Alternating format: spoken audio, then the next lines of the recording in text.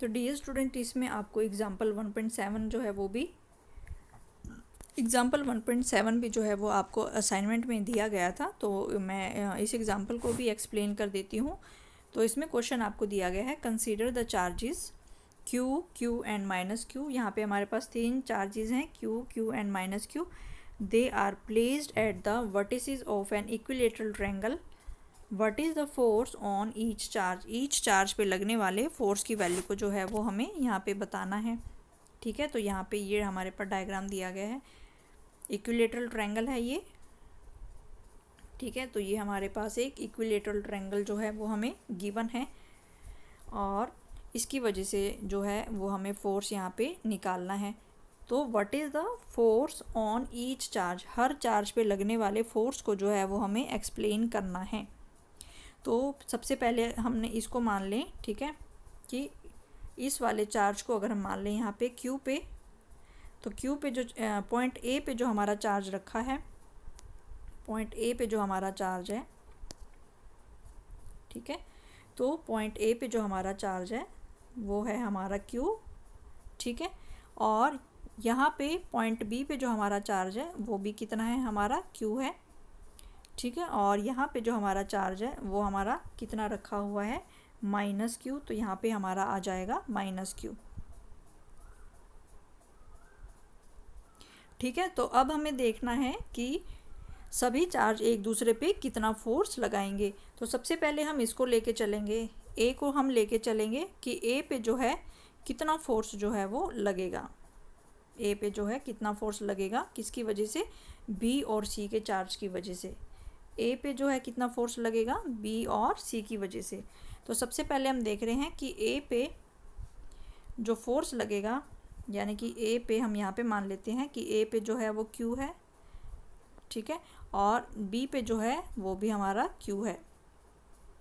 तो ये हमारा फर्स्ट चार्ज पार्टिकल है और ये हमारा सेकंड चार्ज पार्टिकल है। तो इस वाले की वजह से ये हमारा A पे रखा हुआ है और ये हमारा B पे रखा हुआ है। ठीक है, तो सेकंड वाला फर्स्ट वाले पे जो फोर्स लगाएगा, क्योंकि दोनों पॉजिटिव हैं तो फोर्स जो होगा वो रिपल्सिव होगा, वो हमारा बाहर की साइड होगा। तो ये क्या होगा, हमारा force on first particle due to second particle. ठीक है, यानी कि A पे जो हमारा Q रखा है और B पे जो हमारा Q रखा हुआ है, तो उनकी वजह से ये फोर्स है। हम किस पे निकाल रहे हैं कि A जो है वो कितना एक्सपीरियंस कर रहा है। तो जो हमारा B पे रखा हुआ है उसकी वजह से जो फोर्स लगेगा, force on one due to Q, यानी कि force on one due to two, यानी कि सेकंड चार्ज की वजह से। ठीक है, तो ये वाला फोर्स हो गया हमारे पास सेकंड चार्ज की वजह, फर्स्ट चार्ज पे लग रहा है सेकंड चार्ज की वजह से। तो ये हो गया हमारे पास F12। अब हमें देखना है इस वाले चार्ज की वजह से, यानी कि जो C पे चार्ज रखा हुआ है। अब हमने इसका तो इफेक्ट देख लिया, अब हमने B वाला तो देख लिया, अब हमें किसका देखना है, C की वजह से। यानी कि A पे जो फोर्स हमारा Q रखा हुआ है, इस पे एक फोर्स तो ये वाला लग रहा है, किसकी वजह से लग रहा है, ये हमारा जो B था, ये जो B है, इस B पे जो हमारा चार्ज Q है उसकी वजह से ये फोर्स है हमारा F12। और ये हम किसके ऊपर निकाल रहे हैं, A के ऊपर। ठीक है, अब यहाँ पे एक चार्ज हमारा C पे भी रखा हुआ है और C पे कौन सा चार्ज है हमारा, माइनस Q। C पे जो चार्ज है वो है हमारा माइनस Q, यानी कि ये जो है ये वाला जो चार्ज है ये तो पॉजिटिव है और ये वाला जो चार्ज है ये नेगेटिव है। तो जो C वाला A पे फोर्स लगाएगा वो उसको अपनी तरफ अट्रैक्ट करने की कोशिश करेगा। तो इसकी जो डायरेक्शन होगी वो इस तरफ होगी, अलोंग द लाइन जॉइनिंग। ठीक है, तो यानी कि ये वाला जो C है ये A को क्या करेगा, क्योंकि ये पॉजिटिव है ये नेगेटिव है, तो ये इसको अपनी तरफ अट्रैक्ट करने की कोशिश करेगा। तो ये हो जाएगा हमारे पास force on first charge due to third charge. तो ये हो जाएगा हमारे पास F13, यानी कि अब इस पे दो फोर्स लग रहे हैं, तो एक तो ये लग रहा है F1, तो ये हो जाएगा हमारे पास F13। तो यानी कि A पे दो फोर्स लग रहे हैं। ठीक है, तो जो B पे पॉजिटिव चार्ज Q रखा हुआ है उसकी वजह से बाहर की तरफ लग रहा है repulsive force F12, force on first due to second. और थर्ड चार्ज जो हमारा माइनस Q है जो कि C पे रखा हुआ है वो उसको अपनी तरफ अट्रैक्ट कर रहा है, तो उसकी जो डायरेक्शन होगी वो ऊपर की तरफ होगी, क्योंकि ये इसको अपनी तरफ अट्रैक्ट करने की कोशिश करेगा। तो यहाँ पे फोर्स की डायरेक्शन हो गई F13। अब यहाँ पे ए पे जो है 2 चार्ज लग रहे हैं, ठीक है। तो इनका जो रिजल्टेंट होगा, ठीक है, तो इसका जो रिजल्टेंट होगा वो अलोंग द डायगोनल होगा। तो हमने ये मान लिया कि ए पे जो हमारे 2 फोर्स लग रहे थे, अब उसका जो नेट फोर्स होगा वो उसके रिजल्टेंट के बराबर होगा। तो मान लो हमने इस वाले वेक्टर का F12 और F13 का जो रिजल्टेंट है इसको हमने क्या लिख लिया, F1 लिख लिया, यानी कि F13 और F12 के इसको हमने क्या लिख लिया, F1 लिख लिया। तो हमने ए पे निकाल लिया, यानी कि ए पे बी पे रखे हुए चार्ज की वजह से कितना फोर्स लग रहा है, और ए पे बी की वजह से ए पे बी पर रखे हुए फोर्स की वजह से कितना, बी पर रखे हुए चार्ज की वजह से कितना फोर्स लग रहा है F12, और सी पर रखे हुए चार्ज की वजह से कितना फोर्स लग रहा है F13। तो उन दोनों का रिजल्टेंट हमने निकाल लिया अलोंग द डायगोनल F1। तो ऐसे ही अब हमें बी पे करना है, ठीक है। तो ऐसे ही अगर हम अब बी पे करें तो बी पे जो है हमारे पास यहाँ पे बी हमारे पास ये क्यू है, और ये हमारा सेकंड चार्ज पार्टिकल है, और हमारा जो फर्स्ट चार्ज पार्टिकल है वो हमारा ए पे रखा हुआ है, और ए पे रखा हुआ चार्ज भी क्या है, हमारा क्यू है।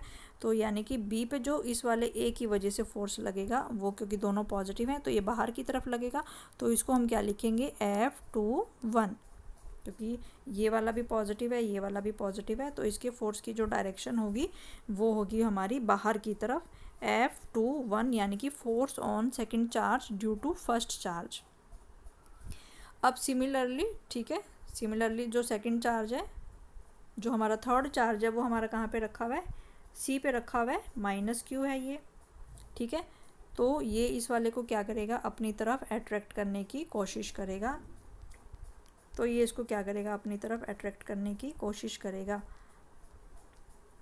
तो यहाँ पे अगर हम देखें डायग्राम में, तो ये इसको अपनी तरफ अट्रैक्ट करने की कोशिश करेगा, यानी कि यहाँ पे ये पॉजिटिव चार्ज है और यहाँ पे ये नेगेटिव चार्ज है। तो ये इसमें बी वाले को क्या करेगा, ये ऊपर की तरफ इसको खींचने की कोशिश करेगा, क्योंकि ये नेगेटिव चार्ज है और ये पॉजिटिव चार्ज है। तो ये कौन सा फोर्स लग गया हमारा, F, यानी कि force on the second charge due to third charge.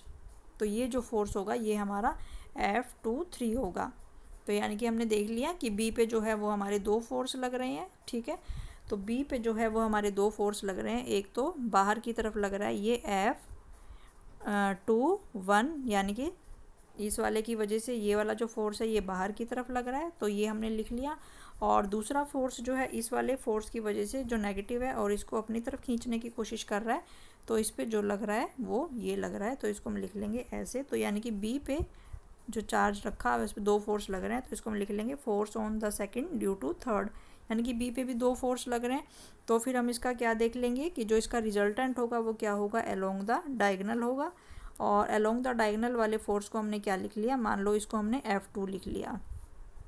Along the diagonal वाले फोर्स को हमने क्या लिख लिया, ऐसे लिख लिया हमने F2, ठीक है। अब हमें सी पे निकालने हैं, तो ए पे हम निकाल चुके, बी पे हम निकाल चुके, अब हमें किस पे निकालना है, सी पे निकालना है, ठीक है। तो सी पे फोर्स लगेगा ए और बी की वजह से, तो इस सी पे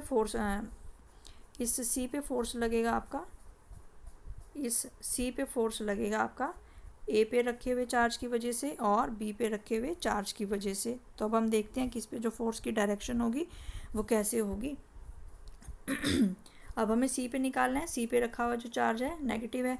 अब हमें देखना है कि इस पे फोर्स लग रहा है, ए जब इसको खींचेगा, ए सी पे जो है ये नेगेटिव है और ए जो है पॉजिटिव है, तो ये इसको क्या करेगा, अपनी तरफ अट्रैक्ट करने की कोशिश करेगा, ठीक है। तो इस वाले फोर्स को हम क्या लिखेंगे, force on third charge due to 1, force on third charge due to 1। Similarly अब हमें देखना है बी पे रखे हुए चार्ज की वजह से, तो बी पे कौन सा चार्ज रखा है, पॉजिटिव चार्ज रखा हुआ है, और सी पे कौन सा है, नेगेटिव।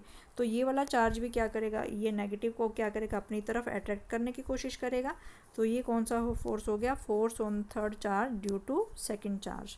तो ये 2 फोर्स हो गए हमारे पास, F31 और F32।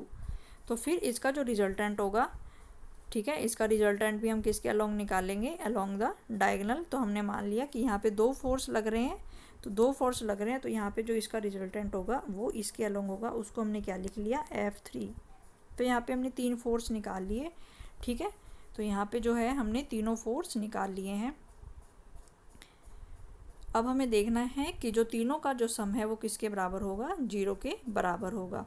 तो यहाँ पे सबसे पहले अगर हम इन दोनों के फोर्सेस की बात करें, तो यहाँ पे जो फोर्स लग रहा है ये F12, इसकी वैल्यू किसके बराबर आएगी, 1/4 pi epsilon not Q into Q upon L square. तो ये हो गया ये वाला फोर्स।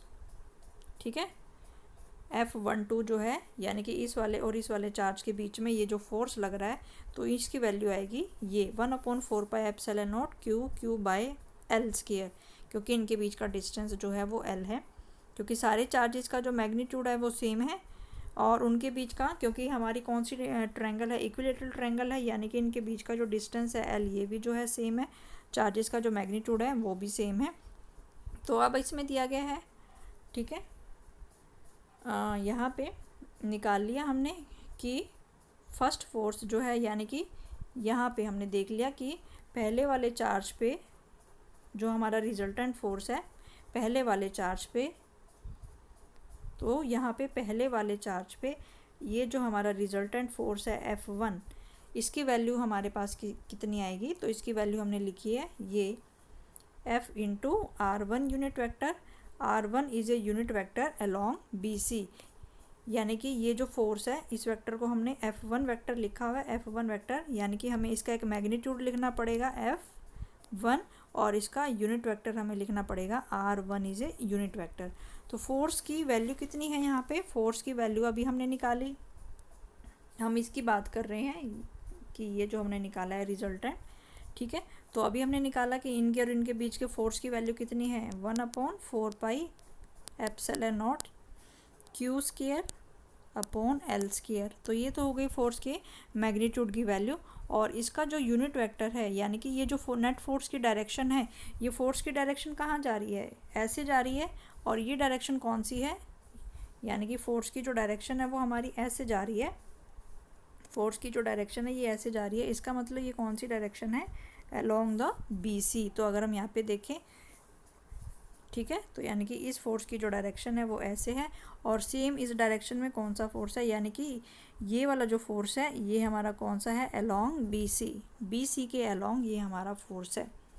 ठीक है, तो ऐसे ही अगर हम अब सेकंड चार्ज पार्टिकल पे जो फोर्स लग रहा है, ठीक है, तो इसकी वजह से ये वाला फोर्स यहाँ पे ये जो रिजल्टेंट आया F2 वेक्टर, तो ये जो रिजल्टेंट आया F2 वेक्टर, इसको हम क्या लिख सकते हैं, F into unit vector R2, यानी कि इस फोर्स की वैल्यू कितनी होगी, इस फोर्स की वैल्यू भी यही होगी 1/4 पाई एप्सिलॉन नॉट, इसके जो रिजल्टेंट की वैल्यू होगी 1/4 pi epsilon not Q into Q upon R square, sorry L square, और इसका जो पोजीशन वेक्टर है ये हमारा कौन सी डायरेक्शन के अलोंग जा रहा है, यानी कि ये वाला, अगर हम देखें ये वाला फोर्स हमारा किसके अलोंग जा रहा है, ऐसे जा रहा है ये वाला फोर्स हमारा।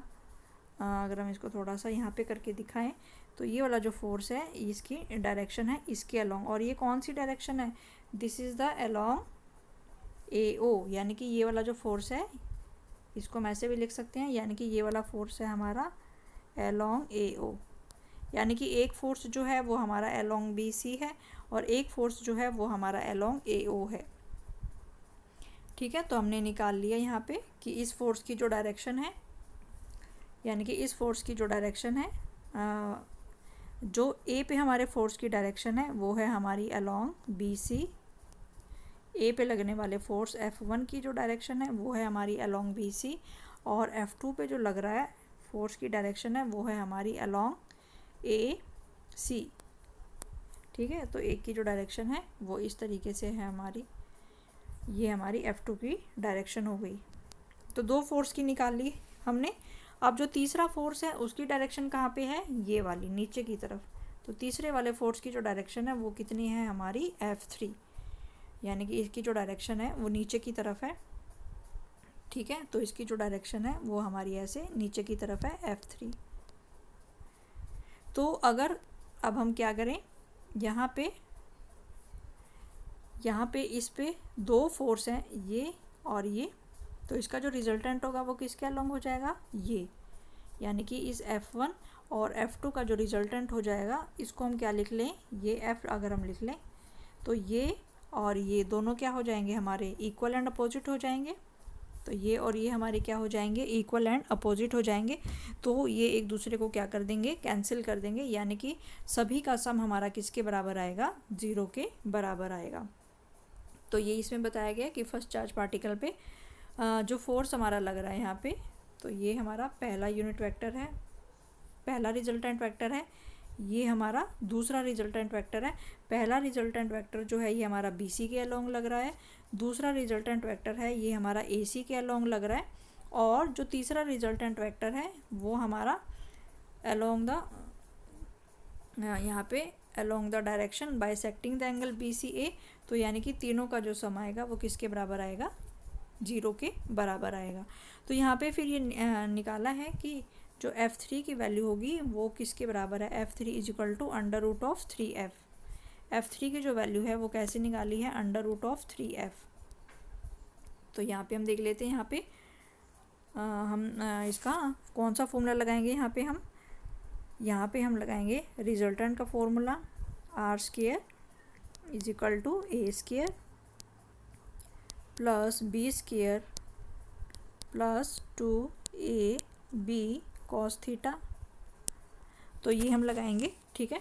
तो जो पहले वाला फोर्स है ए कौन सा है, ये वाला जो होगा ये हमारा A वेक्टर हो गया, A वेक्टर की तरह बिहेव करेगा, और ये वाला जो है ये हमारा B वेक्टर की तरफ बिहेव करेगा, ठीक है।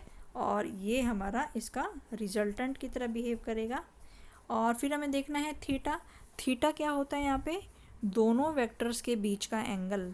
तो पैरेललोग्राम लॉ हम देखते हैं कि अगर किसी भी पॉइंट पे दो वेक्टर हमारे लग रहे हैं तो उसका जो रिजल्टेंट R हम निकाल सकते हैं इस फॉर्मूले के द्वारा।